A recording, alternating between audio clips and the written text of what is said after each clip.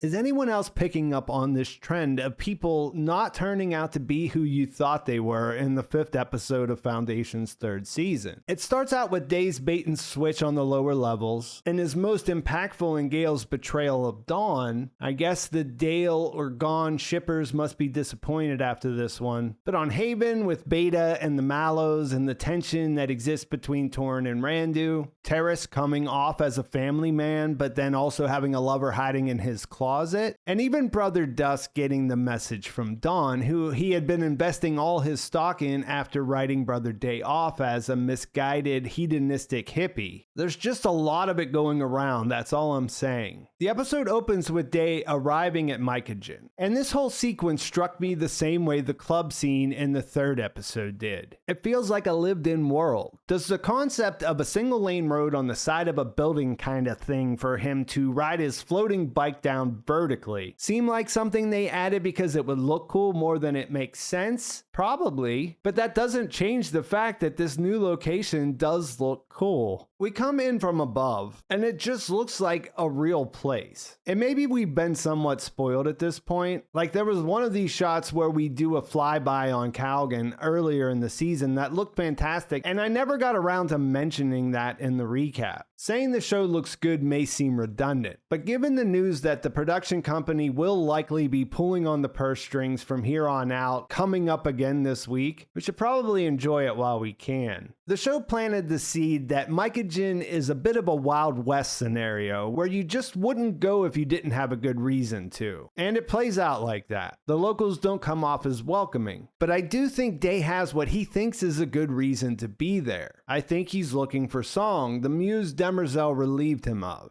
I've seen comments and posts suggesting there might be more to the story, but I buy the idea that this is the one central character who has made peace with the coming end, and he wants to lean into bliss in the time that's left. The 1st episode was titled A Song for the End of Everything, after all. There's also the fact that she worships robots, and he has the stolen tool that could give him an in with a group of fanatics who might be privy to some information that is otherwise lost for the population at large. Having him reverse his disdain for Demerzel and to set her free makes more sense than him trying to be the hero who saves the galaxy or even just the dynasty. That's not who the clones are. We like watching them, but they're dastardly rather than heroic. They continually surprise us with their depravity instead of charity. Plus, regardless of the distance this day has created between them, the clones do all form a genuine connection to Demerzel that goes back to the original's love for her. She is the closest thing to a mother they have. As mentioned, the locals don't take kindly to strangers, and it's notable that they were under the presumption that this was at least one of Empire's clavigers, or maybe even were expecting Day himself, and didn't hesitate to start unloading on him. Yeah, they were non-lethal weapons, but the poor dupe, who was just trying to make some extra cash as a decoy, did look kind of beat up when they were done with him. They accuse him of trespassing on the lands controlled by Sunmaster 18. Cleon I explained why that might be a justification for getting aggressive with Imperials in the last episode. He said they produce Trantor's food, kind of implying they produce all of it, saying that if he killed too many of them, the planet would starve, which would be a change from the books. In those, Trantor relied on a network of breadbasket planets. And Mycogen produced higher quality foods using yeast, algae, bacteria, and multicellular fungi, among other things. They called it microfoods, and it was delicious and expensive. Brother Day brought this up when he was telling Brother Dusk about Song. The first time I watched this, I was somewhat confused because I'd been thinking the main issue for his escape would be Demerzel. But even though it would have been hundreds of years ago, this hints that the Mycogenians haven't forgotten what the First did to the followers of the Inheritance. They haven't gotten over it. When they get his helmet off, they realize the decoy isn't who they thought he was. And Demerzel realizes the same thing when they arrive at the spillway and fish Maven out of the water. She's not surprised, but I was kind of surprised at her response when the Shadow Master offered to go find him. Not that she knew where he was going, but the part when she said, "We will not see him again, and he will not trouble us." She does get the alert that Dawn is arriving at Clarion Station at the same time, but other than saying her Cleons are scattered, she didn't seem concerned about Day at all. I suppose if you had to prioritize, Dawn is the next in line, and his ascension to the middle throne is right around the corner. He's proven himself to be capable, and causing problems with the Galactic Council could be more destabilizing in the short term. I don't think I'll be alone in thinking the Dawn and Gale team-up part of this episode is what works best. It's pretty good TV all the way around, and it definitely grabbed me and had me locked in the first time I watched. When I went back to take notes, there were a couple of things that stood out to make me like it even more. The first of those was him asking her about her powers, starting to wonder if she used them on him. She answers that she tried not to, but then she makes this concession that it's hard to tell sometimes, which makes her seem honest and someone that he could really trust, which takes on a whole new meaning once we see how things play out. It's one of those things where you're watching and thinking, of course, you can trust the person with the crazy powers of manipulation. It's Gale. She's one of the good guys. Dawn is feeling her out, but we know more about the situation. And in this case, that makes us more set up for the big surprise towards the end. The other thing was how Dawn used his powers, which are entirely disconnected from mentalic abilities, but just as effective for manipulating Tarisk and the situation overall. That is the whole plan. Gale convinced Dawn that they needed the enclosure, and they identified this representative of the sector that's closest to Calgon as their mark. The plan is to create evidence that makes him look complicit with the Mule's takeover, and then threaten to expose him if he doesn't vote the right way. From Dawn's reception when he enters the chamber, you can be sure that doing something like this was their only option. He wasn't going to be able to walk in there and deliver a moving speech and get the opposition to support the idea. Enclosures have been outlawed since Cleon the 17th lost his fleet above Terminus at the end of last season. Because the dynasty is weak, the council is a lot more vocal in its opposition, so you can see how the previous enclosure tipped the balance of power.